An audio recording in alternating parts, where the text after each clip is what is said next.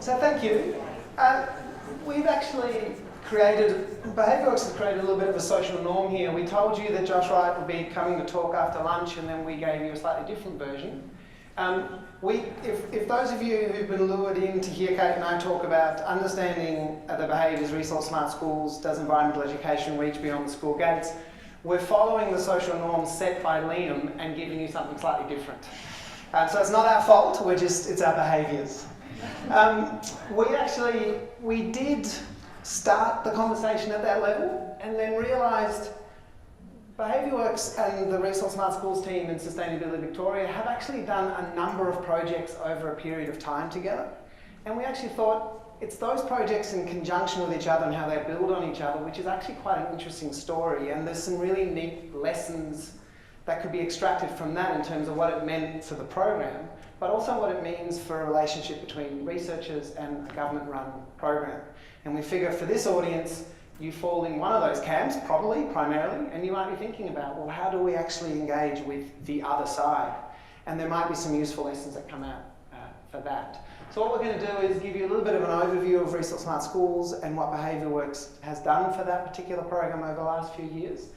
Then Kate is going to reflect on some of the lessons from those research projects, and then Kate and I together will be reflecting on some of the lessons from, not our relationship, but the relationship between the two programs as well. So we're throwing lots of lessons at you today. So Kate, I might hand it over to you, talk about that first. Thanks, Mike. So for those of you who aren't familiar with Resource Smart Schools, it's a framework that helps schools embed sustainability into everything they do. It helps them manage their energy, waste, water and biodiversity across. The relationship's quite good usually, but sometimes there's a bit of feedback. And they manage those across campus improvement, school culture, curriculum and community engagement. It's got a long history. It started as an Australian government-funded pilot in 2003 as the Sustainable Schools program. Today, Resource Smart Schools, it's funded by the Victorian Government, managed by Sustainability Victoria and delivered in partnership with a range of organisations around the state, including waste and resource recovery groups, some not-for-profit organisations and water authorities.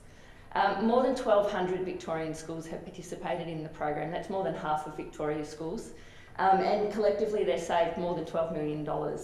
And this is quite an extraordinary achievement for a program that was primarily set up as an educational program, that we've got some strong data about what it's, some financial savings and some environmental savings. Resource Smart Schools is a remarkable story for many reasons, and it's a program that Victoria can actually be really proud of. But instead of dwelling on the outcomes, the fantastic outcomes of Resource Smart Schools, Mark, if you could talk about some of the Behaviourworks projects that you've been involved with. Okay, I will. Jesus, like I prepared earlier. So there's probably four main pieces of work that Behaviourworks has done with the Resource Smart Schools program, and I need to acknowledge actually the work of James Curtis, who particularly led some of the earlier work with this with Resource Smart Schools. And the first piece of work is what actually the Beyond the School Gates title came from.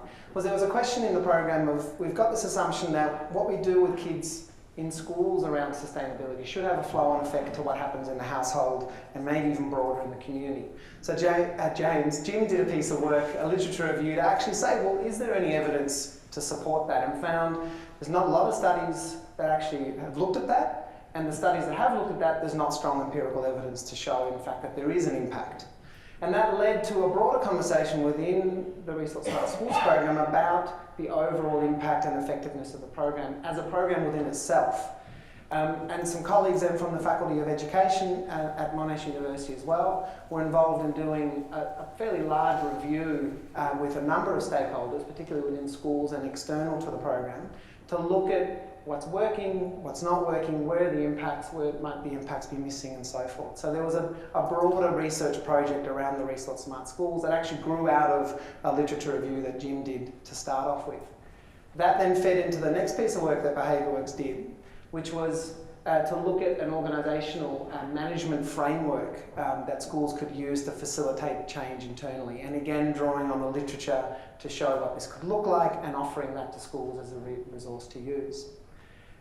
We then, the Resource Smart was in a position where it needed to put up some bids for new rounds of the program itself. So there became a question again about impact, but also a question about what next. And Behaviour works together with the Faculty of Education again.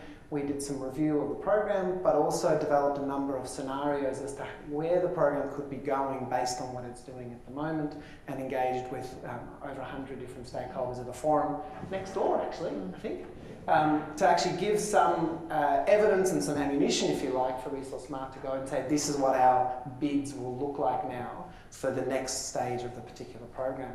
And we're just now actually, in the next couple of weeks, going to do develop an options paper for what a monitoring and evaluation and research framework could look like for the new version of Resource Smart Schools, hopefully when it gets its next period, tranche of funding to survive for the next couple of years as well. So that's what we've done. Kate, I'll hand it over to you to reflect on some of the lessons for your project from that. Great. There have been numerous lessons from each of these pieces of work, but today we thought instead of focusing on the individual pieces, that we'd look at what the 5 lessons, I guess, that will be applicable to the people here in the audience today. So the first one, and Mark just mentioned this before, was about challenging the assumptions. For many years it has been said that Resource Smart Schools delivers beyond the school gate impacts, and we all like the idea of that. But we came to realise that we don't actually have any evidence that it does indeed do that. There's reasonable assumptions sitting behind the claims, however, we only have snippets of anecdotal evidence to support it. And it's our job as practitioners to challenge the assumptions and ensure that the program outcomes that are reported are indeed based on evidence. Hence, we embarked upon the LIP review, thank you James, to find out what research has been undertaken to determine these impacts. And this brings us to lesson 2. Our second lesson, which has also been talked about here a bit today, is about getting specific. The literature review found that the research and evidence of beyond the school gates impacts is limited, not just for Resource Smart Schools, but much more broadly than that.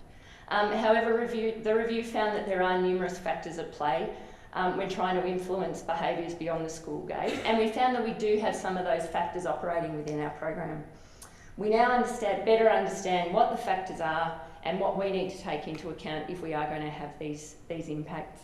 And that to respond to them, we need to be designing specific interventions that target specific audiences and specific behaviours.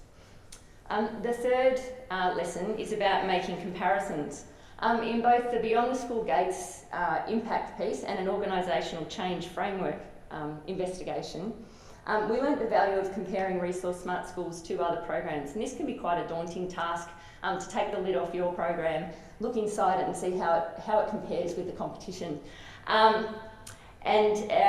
We actually, during both of these pieces of work, we identified that many of the critical success factors for Beyond the School Gate impacts and for organisational change were actually embedded in the way we delivered our program. So this was a really pleasing finding. The comparative process really helped us to recognise and validate our program and what we were already doing, and that puts you in a position of confidence to then go forth and make more changes. The fourth lesson, and this is my favourite one, and it's been quite a powerful experience, I guess, over the last couple of the years, has been about engagement. In both the research project and the review that we did with Behaviour Works and Monash, the value of the engagement has been immeasurable. Firstly, it gave much better content in the final documents because we got broad views in that. But the engagement we had through workshops and conversations with the team was thought-provoking and energising for people in the moment, and it's really meant that we've been able to have much richer conversations about where we're going to take the program next. And this has been evident even this week when we had another workshop with our consortium partners, and they kept referencing this process we went through with the review. The final lesson from the project is that research is a starting point, and now I haven't been set up here by Behaviour Works, but the fifth lesson was that it doesn't give answers, it just raises more questions.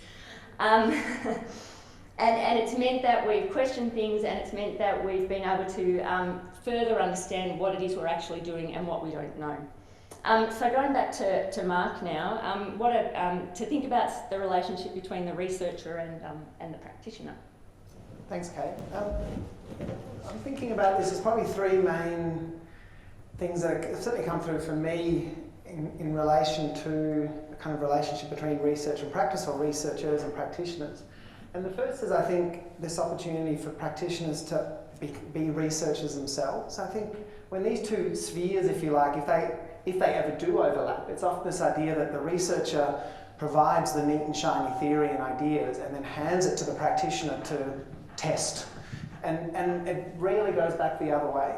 And what we're starting to see, certainly from the Resource Smart team, the education team in Sustainability Victoria, is research type questions and inquiry coming out of the team itself and actually starting for themselves to be influencing their practice and taking almost a research lens to their particular practice as well, which is really exciting, and it is much more of a collaborative partnership as well.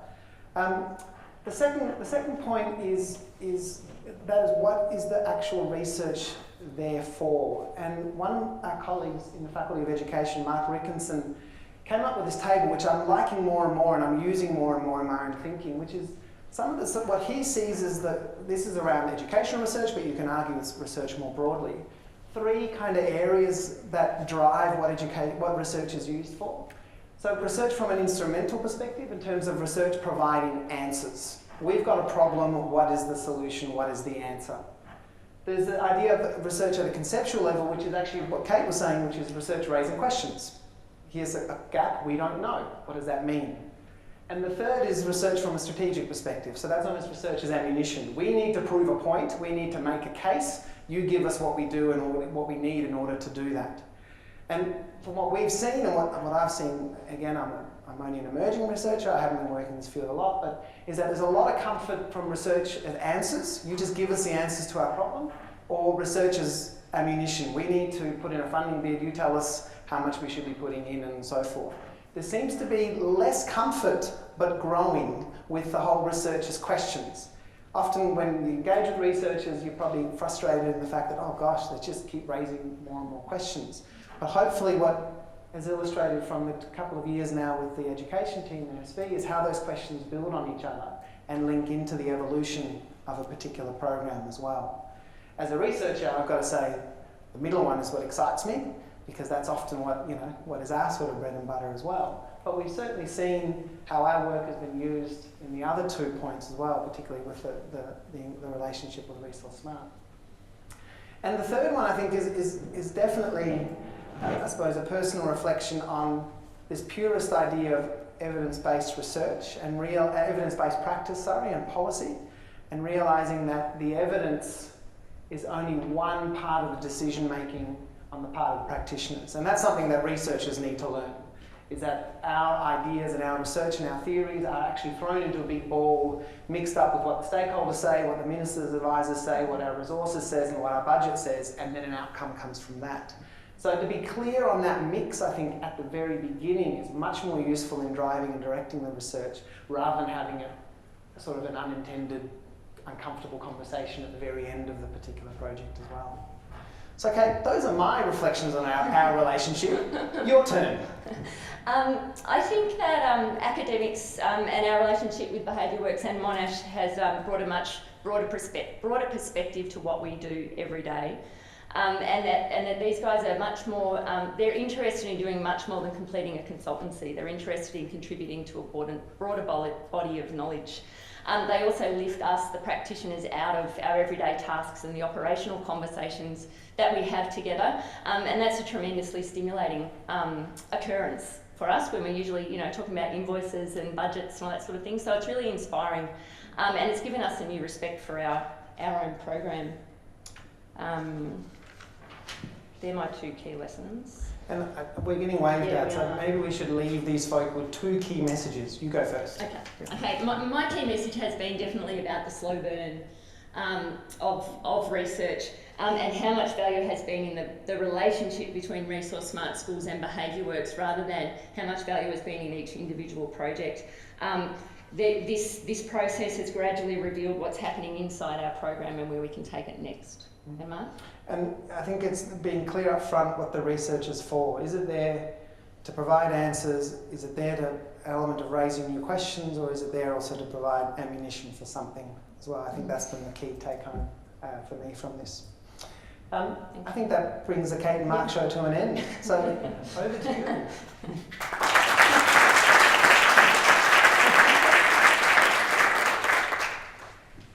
We're available for weddings, parties.